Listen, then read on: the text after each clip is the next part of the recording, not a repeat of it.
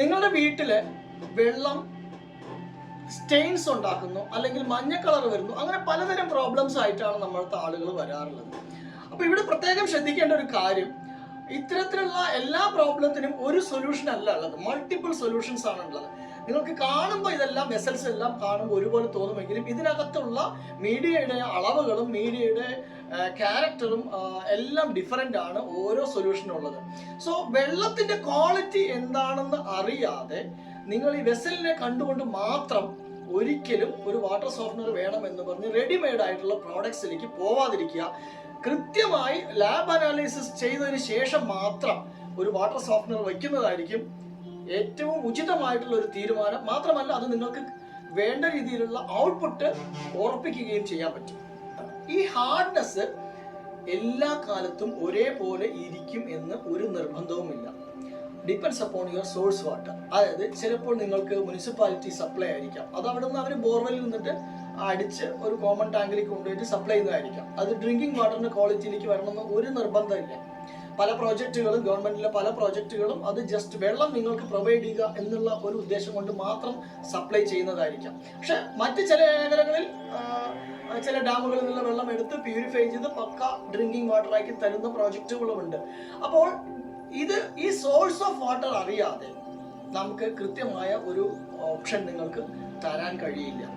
അപ്പോൾ മാത്രമല്ല, നമ്മൾ ഓപ്പൺ വെല്ലാണെന്നുണ്ടെങ്കിലും ബോർവെല്ലാണെന്നുണ്ടെങ്കിലും ഇയർ റൗണ്ട് ആയിട്ട് നമുക്ക് അതിനകത്ത് നിന്ന് എല്ലായ്പ്പോഴും കിട്ടുന്ന ഹാർഡ്നെസ് ഒരുപോലെ ഇരിക്കില്ല.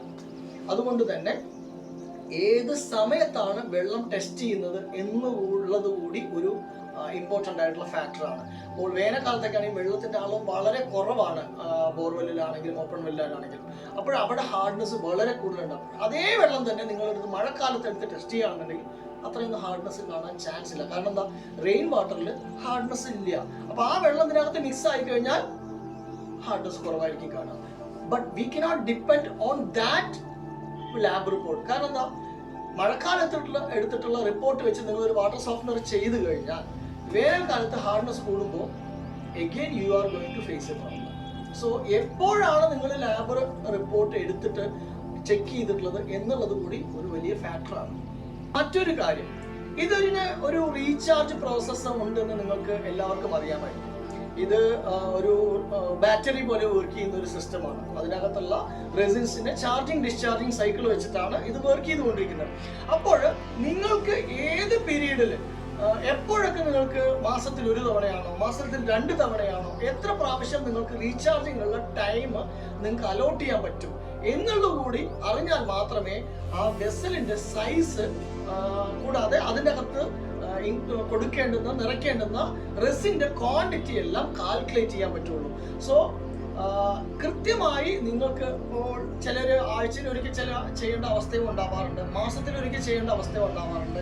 ഇതെല്ലാം നിശ്ചയിക്കുന്നത് നിങ്ങളുടെ കൊടുക്കുന്ന ഇൻപുട്ടിനനുസരിച്ചിട്ടാണ്. നിങ്ങൾ ഇൻസ്റ്റാൾ ചെയ്യുന്ന ഇൻസ്റ്റാളറുടെ അടുത്ത് പറയണം, എനിക്ക് മാസത്തിൽ ഒരിക്കൽ മാത്രമേ എനിക്ക് നിങ്ങൾ സമയം കിട്ടുള്ളൂ. അപ്പോൾ അവർ അതിനനുസരിച്ചിട്ടായിരിക്കും അതിൻ്റെ ഡിസൈൻസ് നിങ്ങൾക്ക് പ്രൊവൈഡ് ചെയ്ത് തരിക.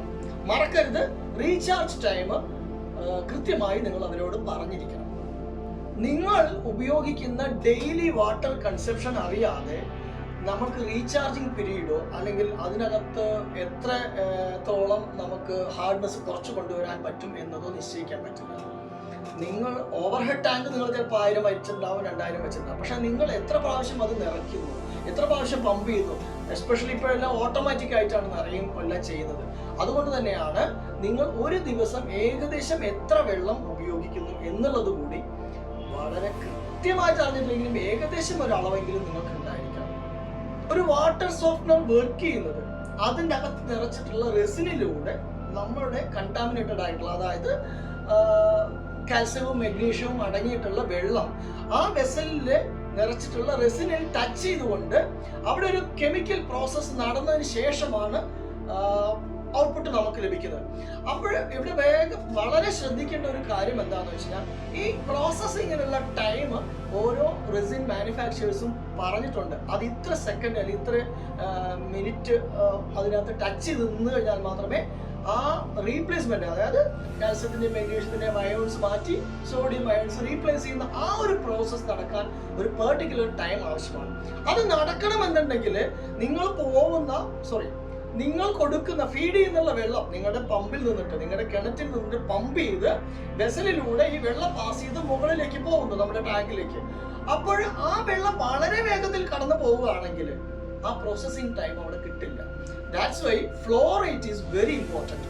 അപ്പോൾ നിങ്ങൾ എന്ത് ചെയ്യണം, ഈ സോഫ്റ്റ്വെയർ ഡിസൈൻ ചെയ്യുന്നതിന് മുൻപ് ഒരു ഫ്ലോ റേറ്റ് എന്താണെന്ന് മനസ്സിലാക്കിക്കൊണ്ട് വേണം വെസലിന്റെ സൈസ് നിശ്ചയിക്കാൻ വേണ്ടി. വളരെ ഉയർന്ന വേഗത്തിൽ വളരെ സ്പീഡിൽ ഈ വെള്ളം കടന്നു പോവുകയാണെങ്കിൽ നമ്മൾ ഉദ്ദേശിക്കുന്ന റിസൾട്ട് അവിടെ കിട്ടില്ല. 2 തരത്തിലാണ് ഇപ്പോൾ മാർക്കറ്റിൽ നമ്മൾ ചെയ്തുകൊണ്ടിരിക്കുന്നത്. നമ്മൾ ചെയ്യുന്നത് 90% പമ്പിന്റെ ഔട്ട്പുട്ടിൽ തന്നെയാണ് നമ്മൾ ചെയ്യുന്നത്. ഇവിടെ മറ്റൊരു വഴിയുള്ളത് ഓവർ ഹെഡ് ടാങ്കിൽ നിന്നും തിരിച്ചു വരുന്ന ലൈനിലേക്ക് ഫിക്സ് ചെയ്യുക എന്നുള്ളൊരു മെത്തേഡാണ് മറ്റൊരു മെത്തേഡ് ഉള്ളത്.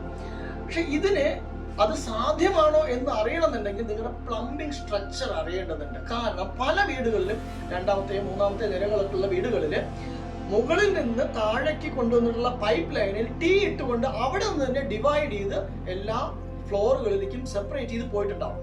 അങ്ങനെ ആവുമ്പോൾ ആ ലൈനിൽ മേലെ കൊണ്ടുപോയിട്ട് വെക്കാൻ പറ്റില്ല. ഈ വാട്ടർ സോഫ്റ്റ്വെയർ മുകളിൽ ടാങ്ക് കഴിഞ്ഞ ഉടനെ വെക്കാൻ പറ്റില്ല. കാരണം ഇതൊരു പ്രഷർ വെസലാണ്, ഇതിനൊരു പെർട്ടിക്കുലർ പ്രഷർ ആവശ്യമുണ്ട്. അപ്പോൾ ഇതിനെന്താ ഒരു വഴി, മുകളിൽ നിന്നിട്ടുള്ള ആ ലൈനിന് നേരെ താഴെ കൊണ്ടുവന്ന് ഗ്രൗണ്ട് ഫ്ലോറിൽ കൊണ്ടുവന്ന് അവിടെ നിന്ന് സോഫ്റ്റ്വെയറിലൂടെ ഫീഡ് ചെയ്ത് മറ്റ് ഫ്ലോറുകളിലെല്ലാം ഡിസ്ട്രിബ്യൂട്ട് ചെയ്യുന്ന ഒരു സംവിധാനമാണെങ്കിൽ നിങ്ങളുടെ വീട് മുഴുവനായിട്ടും സോഫ്റ്റ് ആയിട്ടുള്ള വെള്ളം കിട്ടും. ഇവിടെ ഒരു കാര്യം മറ്റൊന്നുകൂടി ശ്രദ്ധിക്കണം. ഇങ്ങനെ ചെയ്യുമ്പോൾ ഈ സോഫ്റ്റ്വെയറിന്റെ ഉള്ളിലുള്ള റെസിനിലൂടെയും മീഡിയാസിലൂടെയും എല്ലാം ടച്ച് ചെയ്ത് പോകുമ്പോൾ ഒരു പ്രഷർ ഡ്രോപ്പ് സംഭവിക്കാൻ സാധ്യതയുണ്ട്. കാരണം സാധാരണ ഫ്രീ ആയിട്ട് പൈപ്പ് ലൈനിലൂടെ വരുന്നത് പോലെയല്ല ഈ മീഡിയയിലൂടെ കടന്നു വരുമ്പോൾ അവിടെ ഒരു ഒബ്സ്റ്റക്കിൾ, ഒരു തടസ്സമുള്ളത് കൊണ്ട് തീർച്ചയായിട്ടും നിങ്ങളുടെ ഷവറുകളിലോ അല്ലെങ്കിൽ മറ്റ് ടാപ്പുകളിലെല്ലാം ഒന്ന് പ്രഷർ ഡ്രോപ്പ് ആവാനുള്ള ചാൻസ് ഉണ്ട്. അപ്പൊ ഇതെല്ലാം അറിയണമെന്നുണ്ടെങ്കിൽ പ്ലംബിംഗ് സ്ട്രക്ചർ അറിയാതെ എങ്ങനെയാണ് നമുക്ക് നിശ്ചയിക്കാൻ പറ്റുക. അതുകൊണ്ടാണ് സൈറ്റ് വിസിറ്റ് ചെയ്തതിന് ശേഷം മാത്രമാണ് ഏത് തരം വാട്ടർ സോഫ്റ്റ്വെയർ ആണ്, ഏത് മെത്തേഡാണ് നിങ്ങൾക്ക് അനുയോജ്യമായത് എന്നുള്ളത് തീരുമാനിക്കാൻ പറ്റുള്ളൂ. നിങ്ങളുടെ വാട്ടർ ടെസ്റ്റ് ചെയ്തിട്ടുള്ള ലാബിലെ റിപ്പോർട്ട് നോക്കിയിട്ട് അതിന്റെ TDS 500-ന് എബവ് ആണെന്നുണ്ടെങ്കിൽ തീർച്ചയായും നിങ്ങൾ ഡ്രിങ്കിങ് വാട്ടറിന് വേണ്ടി ഒരു RO പ്യൂരിഫയർ വെക്കേണ്ടത് അത്യാവശ്യമാണ്. കാരണം ഈ ഹാർഡ്നെസ് എന്ന് പറയുന്നത് കാൽസ്യവും മെഗ്നീഷ്യത്തിന്റെയും അളവെല്ലാം കൂടി ചേർന്നിട്ടുള്ളതാണ് ടോട്ടൽ ഹാർഡ്നെസ് എന്നുള്ളതിന് മെൻഷൻ ചെയ്തിട്ടുള്ളത്. അത് റിമൂവ് ചെയ്യാൻ വേണ്ടി നമ്മൾ ചെയ്യുന്നത് എന്താ, സോഡിയം ആഡ് ചെയ്യുക എന്ന് പറഞ്ഞു. സോഡിയം ആഡ് ചെയ്യുമ്പോൾ വാട്ടറിൽ ഇപ്പോഴുണ്ടാവുന്ന സോഡിയത്തിന്റെ കൂടെ അതിനകത്ത് കണ്ടന്റ് ഉണ്ടെങ്കിൽ അതിന്റെ കൂടെ വീണ്ടും നമ്മൾ സോഡിയം റീപ്ലേസ് ചെയ്യുന്നുണ്ട്. കാൽസ്യം മെഗ്നീഷ്യത്തിനും എടുത്തു മാറ്റുന്നു, കാൽസ്യം മെഗ്നീഷ്യം അയോൺസ് എടുത്തു മാറ്റുന്നു. അതിനുശേഷം സോഡിയം അയോൺസ് റീപ്ലേസ് ചെയ്യുമ്പോൾ നിങ്ങളുടെ ഇപ്പോൾ കാണിച്ചിട്ടുള്ള എക്സിസ്റ്റിംഗ് വാട്ടറിന്റെ TDS-നെക്കാളും കുറച്ച് ഉയർന്ന TDS ആയിരിക്കും നിങ്ങൾക്ക് കിട്ടുക. സോ അത് നമുക്ക് വീണ്ടും എക്സസീവ് സോഡിയം പ്രോബ്ലംസ് ഉള്ള ആളുകൾക്ക് ആ വെള്ളം കുടിക്കാൻ ഉപയോഗിക്കാൻ പറ്റില്ല. അതുകൊണ്ട് നമ്മൾ അവിടെ ഒരു RO വാട്ടർ കൂടി പ്ലാൻ ചെയ്യേണ്ടത് ഒരു അത്യാവശ്യ കാര്യമാണ്. നമ്മൾ ഈ പറഞ്ഞിട്ടുള്ള എല്ലാ കാര്യങ്ങളും പഠിച്ചതിന് ശേഷം, അതായത് വാട്ടറിന്റെ ക്വാളിറ്റി, അതിന്റെ കാൽസ്യത്തിന്റെയും മെഗ്നീഷ്യത്തിനും അതിനകത്തുള്ള അളവ്, TDS എത്രയാണ്, pH എത്രയാണ്, ഇതെല്ലാം പഠിച്ചതിന് ശേഷം മാത്രമാണ് ഏത് മെത്തേഡാണ് അഡോപ്റ്റ് ചെയ്യേണ്ടതെന്ന് തീരുമാനിക്കേണ്ടത്. അതായത് റെസിൻസ് മെത്തേഡ്സ് യൂസ് ചെയ്യാം. റെസിൻ മെത്തേഡ് യൂസ് ചെയ്യുമ്പോൾ പൂർണ്ണമായിട്ട് നമ്മൾ കാൽസ്യത്തിനെയും മെഗ്നീഷ്യത്തിനെയും എടുത്ത് കളഞ്ഞുകൊണ്ടുള്ള ഒരു മെത്തേഡാണ്. അതാണ് ഏറ്റവും എഫക്റ്റീവ് ആയിട്ട് ഇപ്പോൾ ഉള്ളത്.